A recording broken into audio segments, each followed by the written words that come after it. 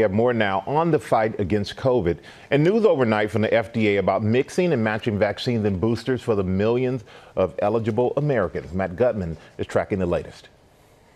This morning, the FDA signaling that it will allow Americans to choose a booster shot from a vaccine maker other than the one they originally received. ABC News has learned that the FDA will, however, recommend that the brand of the booster match that of their original vaccination. This potential new recommendation is a big deal because there are many patients that have been left in the dark, and specifically those that received J&J are potentially interested in boosting with another vaccine.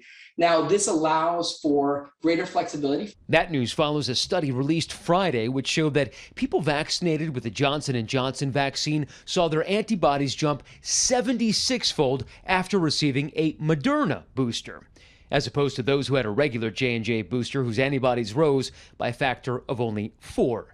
That as the fallout for the vaccine hesitant mounts.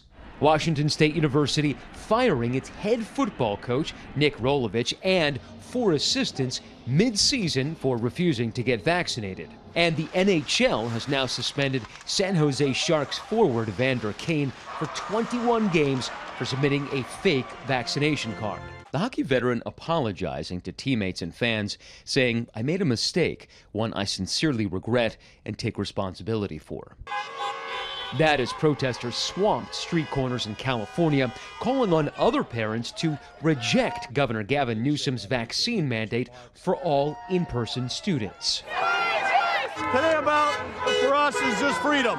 Having the freedom to not be forced to take a vaccine if we don't want to. But like most states, California requires 10 other vaccinations for all in-person students. There's no long-term studies, data. This is way too new to mandate something.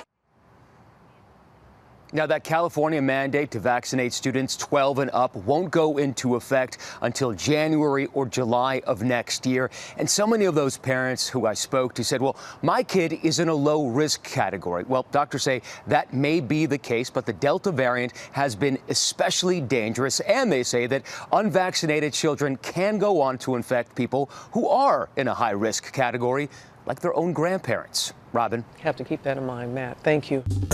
Well, hey there, GMA fans. Robin Roberts here. Thanks for checking out our YouTube channel. Lots of great stuff here. So go on, click the subscribe button right over here to get more of awesome videos and content from GMA every day, anytime. We thank you for watching, and we'll see you in the morning on GMA.